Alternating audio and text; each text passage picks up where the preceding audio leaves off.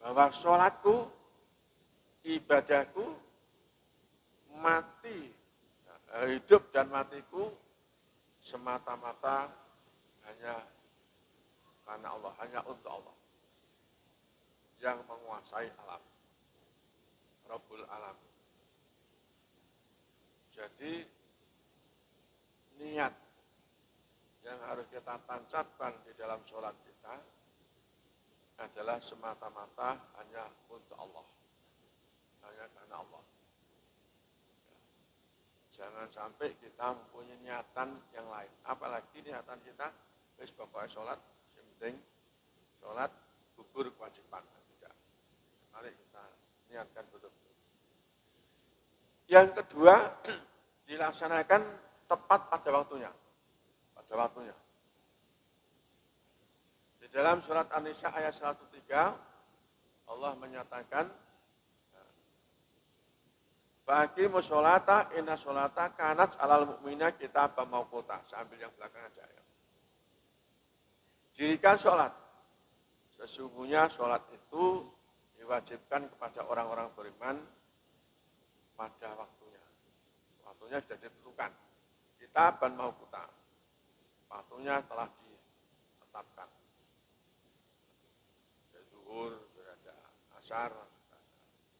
Nah, kita lihat tentu kalau dalam Al-Quran tidak dijelaskan, tetapi yang menjelaskan waktu-waktu itu adalah hadis Rasulullah. Nah, jadi zuhur kapan mulainya, kemudian asar sampai kapan, maghrib demikian juga isya dan subuh. Nah, ini dijelaskan dalam hadis. Kemudian dari Ibnu Mas'ud, Abdullah Ibnu Mas'ud, qala sa'altu Nabiyya sallallahu alaihi wasallam ayyul amali ahabbu ilallah. Ibnu Mas'ud, ya, yang bernama Abdullah. Jadi orang Arab itu banyak pakai nama Abdullah. Sehingga kalau namanya Ibnu ini itu pasti namanya Abdullah. Jadi Ibnu Mas'ud dan sebutnya Ibnu Mas'ud, berarti namanya Abdullah. Sa'altu Nabiyya sallallahu alaihi wasallam. Saya bertanya kepada Nabi sallallahu alaihi wasallam. Ayyul amali ahabbu ilallah. Amalan apakah yang dicintai oleh Allah?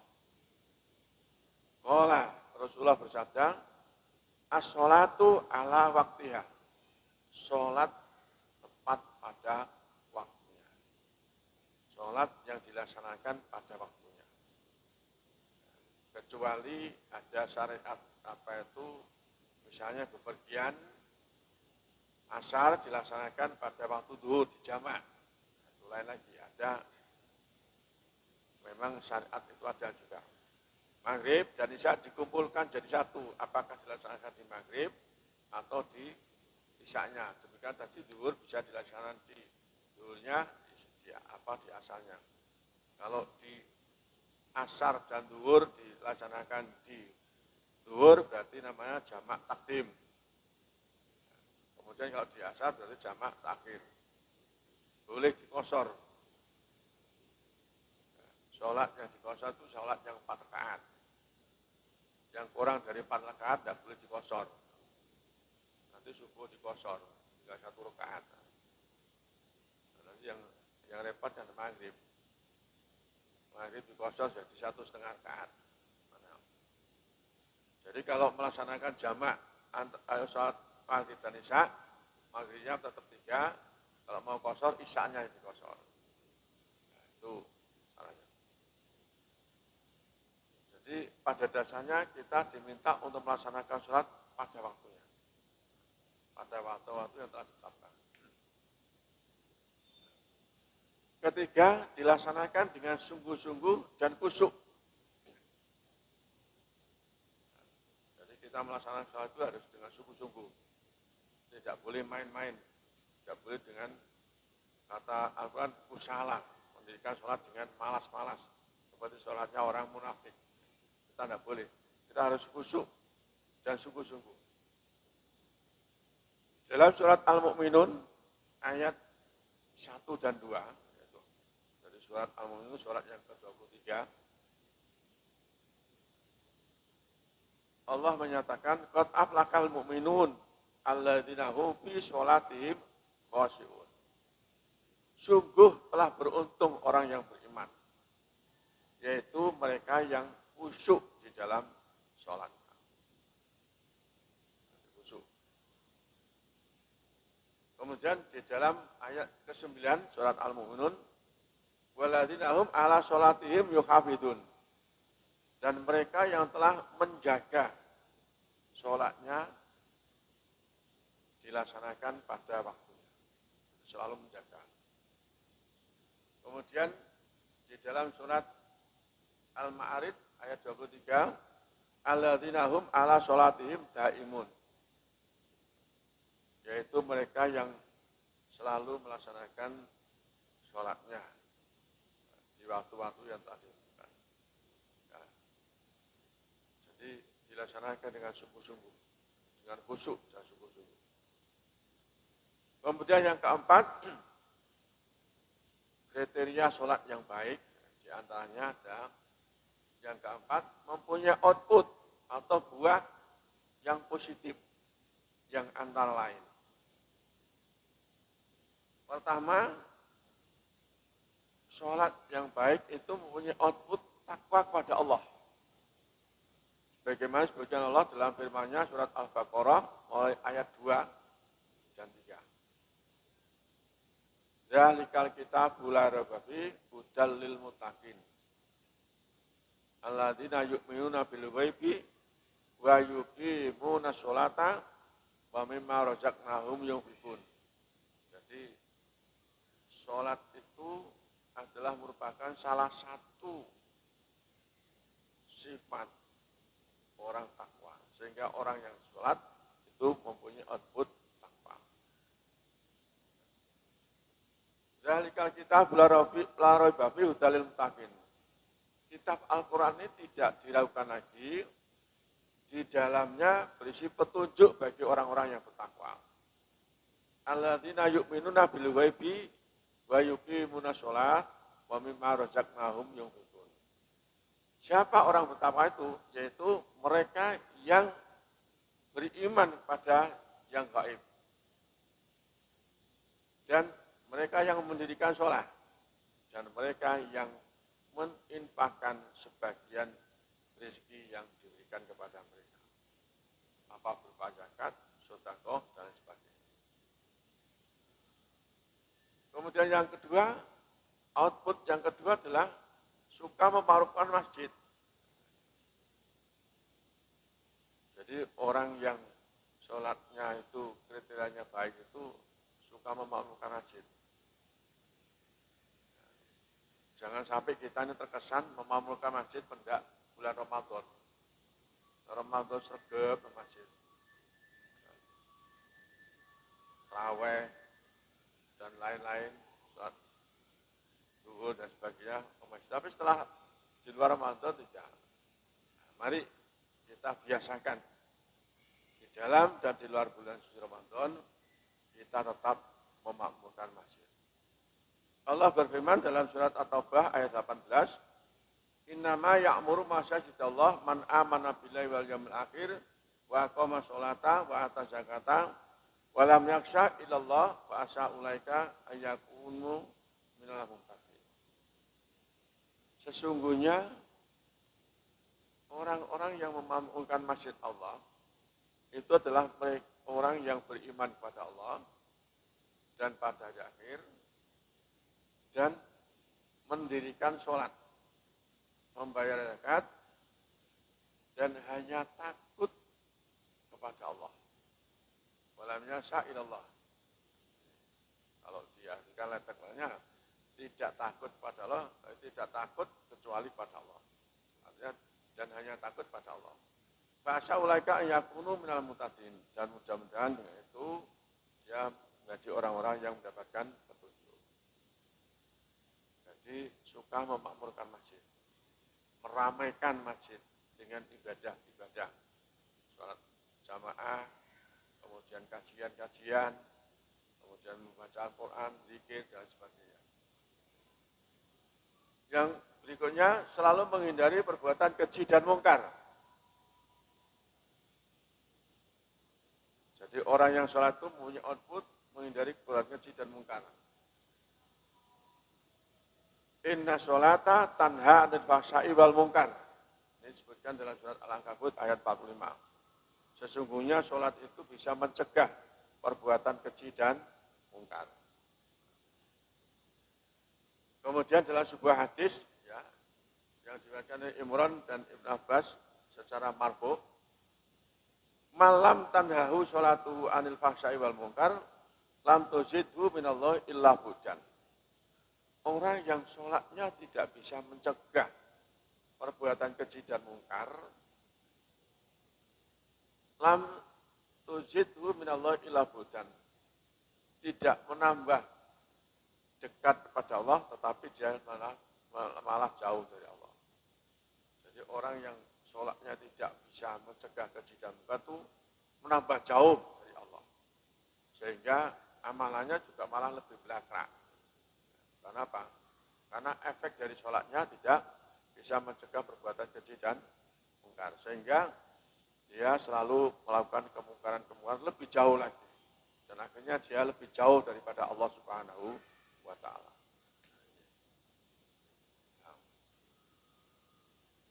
Jamaah rahimakumullah, sebagai kesimpulan dari uraian di atas, mulai dari perintah sholat dan hadis-hadis dan juga kriteria-kriteria sholat yang baik, maka dapat kita simpulkan pertama bahwa sholat itu adalah ibadah yang punya derajat tertinggi dibanding ibadah-ibadah lainnya.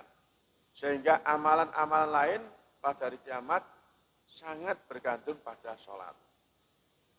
Artinya mempunyai peranan penting yang tinggi. Apabila sholatnya baik, tentu seluruh amalan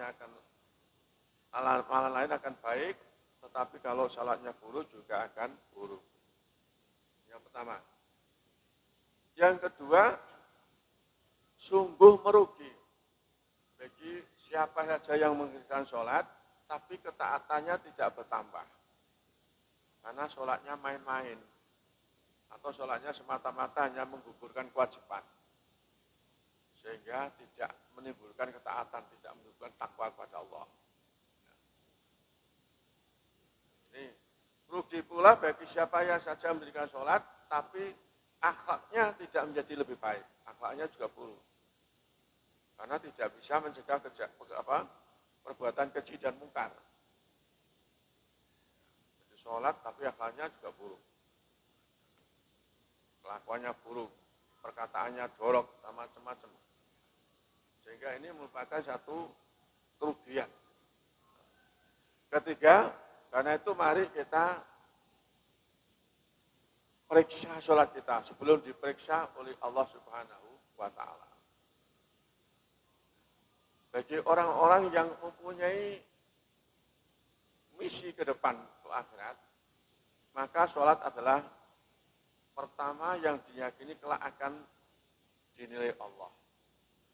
Memperbaiki atau membaguskan sholat adalah suatu keharusan bagi kita. Dalam sebuah hadis disebutkan Nabi radhiyallahu anhu, qala linnas aksinu sholatakum fa inni arakum min qalbi kama arakum min amami. Rasulullah bersabda kepada seluruh manusia, perbaiki sholatmu. Fa inni arakum min qalbi. Sesungguhnya saya melihat kamu dari belakang. Dari belakang. Jadi Rasulullah melihat dari belakang bisa. Kama arakum amami. Seperti saya melihat kamu dari depan. Artinya apa? Rasulullah itu sholat jadi imam. Ada makmumnya yang sholatnya tidak baik, dia tahu. Satu saat ada sholat yang renggang. Renggang sedikit saja. Kemudian setelah sholat selesai, dia mengatakan, tadi ada kerbau di antara kami. Nah, makanya saya masih meyakini bagaimanapun sholat itu harus kita rapatkan. Karena di jarak sak meter lah, kerbau sak anak putu nih, ada semua. Artinya apa? Kerbau dari setan. Jadi Rasulullah itu bisa melihat kondisi makmum dari belakang seperti dia melihat pada saat dia berhadapan. Karena itu kita harus memperbaiki sholat. Yang keempat, beruntunglah orang yang membersihkan diri dengan iman dan sholat. Qad aflaha man tazakka wa dzakara isma rabbih fasholat. Sungguh beruntung orang yang telah membersihkan diri dengan iman, wa dzakara isma rabbih, kemudian ingat kepada Tuhannya, kepada Allah, lalu sholat. Ini kesimpulan yang bisa kita itu. Karena itu kita berdoa kepada Allah, Allahumma a'inni ala dzikrika wa syukrika wa husni ibadatika. Ya Allah, berilah kemampuan padaku untuk selalu ingat kepadamu, untuk selalu bersyukur kepadamu, dan untuk selalu membagusi ibadahku kepadamu. Membagi sholat maksudnya. Ini doa yang dituntutnya oleh Rasulullah kepada kita. Bisa dibaca pada akhir tahiyat akhir atau di luar sholat dalam berdoa. Ini supaya selalu dibaca. Allahumma a'inni ala dzikrika wa syukrika wa husni ibadatika. Ya Allah, berilah kemampuan kepadaku untuk selalu ingat kepadamu, untuk selalu bersyukur kepadamu, dan untuk selalu membagusi ibadahku kepadamu. Ini doa yang sangat bagus bagi kita, bagaimana upaya kita untuk selalu memperbaiki ibadah kita yang di dalamnya adalah sholat. Ini Bapak dan Ibu sekalian, mari kita berusaha memeriksa sholat kita masing-masing. Barangkali kita cocokkan dengan apa yang kami tampilkan tadi dari beberapa yang sudah kami tampilkan. Dan mudah-mudahan dengan itu kita akan bisa melaksanakan sholat kita dengan baik dan akan menjadi baiknya amal kita di akhirat nanti. Nah, mudah-mudahan bermanfaat dan mudah-mudahan semua yang kita lakukan selama ini, sholat kita betul-betul semata-mata kita niatkan hanya untuk Allah, dan mudah-mudahan semua ibadah sholat kita diterima dan diridhoi oleh Allah Subhanahu wa taala, sehingga nanti di akhirat bisa membantu kita untuk membawa kebaikan seluruh amal kita. Amin.